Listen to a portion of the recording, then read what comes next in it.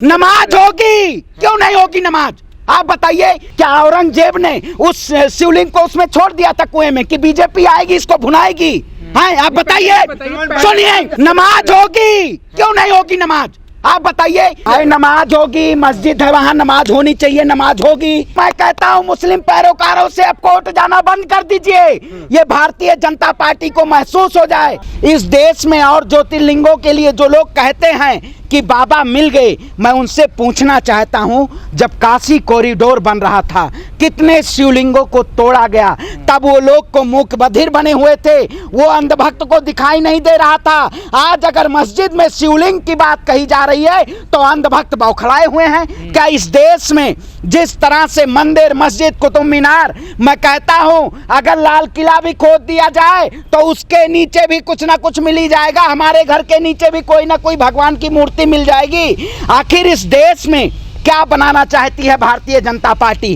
पहले नारा था बीजेपी का, अयोध्या तो झांकी है, काशी मथुरा बाकी है। अब संघ का नारा नया हो गया है, काशी मथुरा जारी है, ताजमहल की बारी है। आखिर आप बताइए, इस देश में विकास किस तो ये कौन सा महल है, तेजो महल नहीं, ताजमहल की बारी, तेजो महल। आप बताइए कौन लोग हैं जो कहते हैं कि इस देश में हर जगह?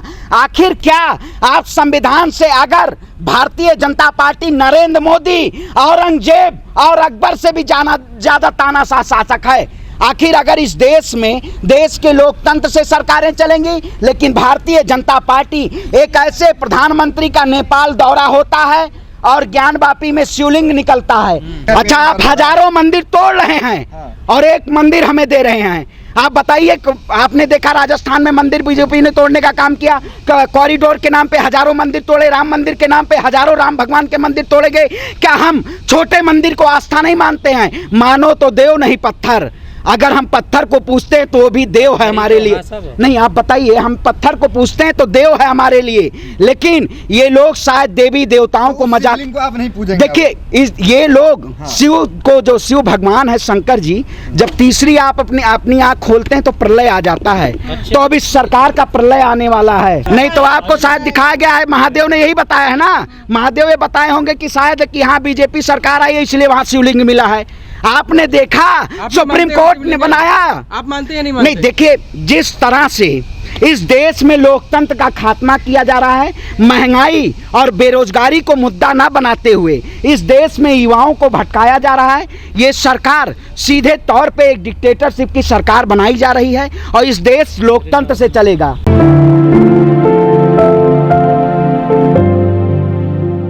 इस देश में आप बताइए, अगर 1991 जो है एक्ट, उससे मानना चाहिए नहीं मानना चाहिए? मंदिर और मस्जिद की खुदाई कहाँ जरूरी है? कौन से संविधान में लिखा हुआ है?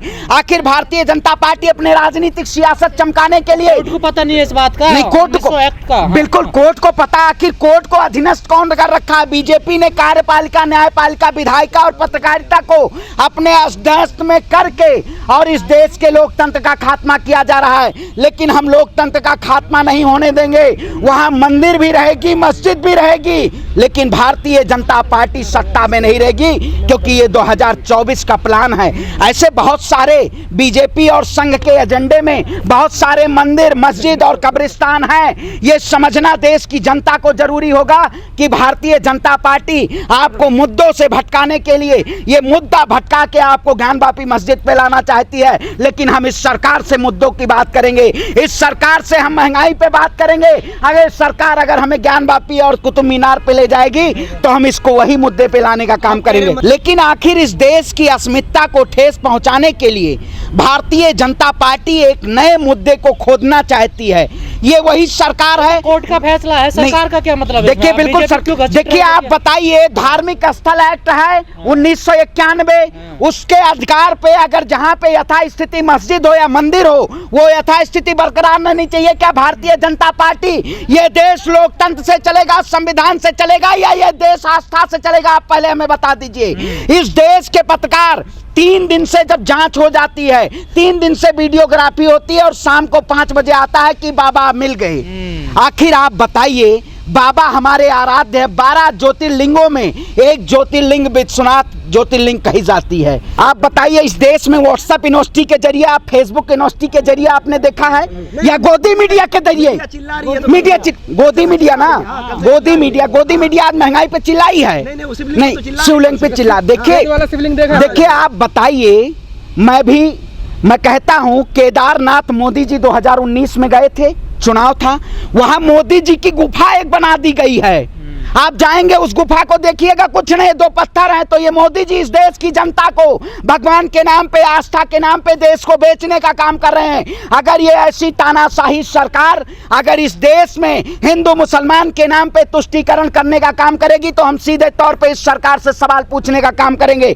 आखिर बताइए, क्या ज्ञानवापी मस्जिद को मुद्दा बनाना इस देश के लिए जरूरी है? अगर ज्ञानवापी मस्जिद को ये सरकार अगर ढहाने के लिए खड़ी होगी तो हम उसके सामने खड़े होंगे। हमें इस देश के हिंदू हैं, हिंदुओं का फर्ज है कि हमें मुसलमानों के साथ खड़ा होना चाहिए। हम खड़े होंगे क्योंकि इस सरकार ने सीधे तौर पे एक ध्रुवीकरण करने का काम किया है। अगर इस देश को ध्रुवीकरण की तरफ ले जाया जाएगा तो हम इस सरकार के खिलाफ खड़े होने का काम करेंगे। आज एजेंडा बनाया जा रहा है कि कभी ताजमहल, कभी कुतुब मीनार, कभी लाल किला। आखिर क्या इस देश में यही सारे मुद्दे रह गए हैं? मंदिर और मस्जिद का मुद्दा। बीजेपी ने एक मस्जिद का गेट देखा था आपने, जहांगीरपुरी में तोड़ा, राजस्थान में मंदिर तोड़ने का काम किया। सबसे ज्यादा हिंदुओं को आहत पहुंचाने का काम कर रही है भारतीय जनता पार्टी। कुछ लोग तो ये भी कह रहे हैं कि जिस तरफ नंदी जी का मुंह है, मैं कहता हूं 12 ज्योतिर्लिंग हैं, जिसमें 11 ज्योतिर्लिंग ऐसे हैं जिसका पूरब का दरवाजा होता है और पश्चिम। केदारनाथ एक ऐसी ज्योतिर्लिंग है जिसका उत्तर और दक्षिण में मंदिर होता है। आखिर आप बताइए, जिस तरह से नंदी का फोटो आया है, जिस तरह से दिखाया गया, दर्शाया गया है, आखिर भगवान शिव जहां साक्षात विराजमान हैं, क्या उनको जरूरत है? शिवलिंग के अंदर कोई छेद नहीं होता, वो शायद फव्वारे के अंदर छेद होता होगा। लेकिन जिस तरह से इस देश की मीडिया ने गुमराह करने का काम किया है, शिवलिंग, आप बताइए क्या औरंगजेब ने जब मंदिर को तोड़वाया था, नहीं देखिए फव्वारा शिवलिंग मैंने साक्षात, लेकिन मैं सोशल मीडिया पे भरोसा नहीं करता, मुझे व्हाट्सएप नहीं। देखिए अगर जो भी निकला, अगर कुछ भी निकला, लेकिन वहाँ पे छेद है, वो नहीं, फव्वारा छेद है, शिवलिंग नहीं हो सकता, शिवलिंग में छेद नहीं होता है। देखिए फोटो तो आपकी भी वायरल हो रही है कि आपका उसमें क्या बोल रहे हैं, चेहरा अंजना ओम कश्यप का लगा दिया गया है। आपका विश्वास कर लेंगी? तो कोर्ट अगर कहेगा तो कोर्ट, अरे भाई कोर्ट किसके? आप जब राम मंदिर का फैसला आया तब मोहन भागवत ने कहा था हमें राम मंदिर पे सिद्धि मिल गई है, अब हम दूसरे मंदिर और मस्जिद का मुद्दा नहीं उठाएंगे। आप वीडियो उठा के देख लीजिए। सुप्रीम कोर्ट जब नहीं, एएसआई की सर्वे, आखिर बताइए सुप्रीम कोर्ट ने जब राम मंदिर का फैसला सुनाया, एएसआई की रिपोर्ट मांगी थी?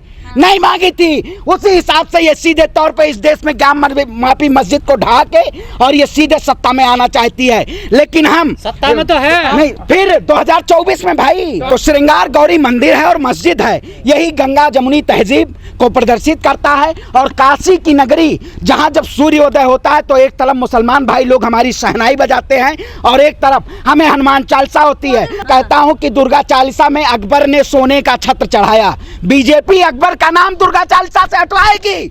बताइए, अकबर का नाम है दुर्गा चालीसा में, बीजेपी हटवाएगी? सोने का छत्र चढ़ाया था अकबर ने हिमाचल प्रदेश के कांगड़ा में। आप ज्वालामुखी देखिए, औरंगजेब ने क्या ये देश क्रूर शासक चला रहा है? हाँ। इससे अच्छा है तो इससे बढ़िया मुगल ही शासक था। नहीं, आप बताइए, इस देश में अंग्रेजों के शासक में अंग्रेज भी शासन किए इस देश में? क्या इस देश के लोकतंत्र में ये जैसी सरकार औरंगजेब से भी ज्यादा क्रूर सरकार है?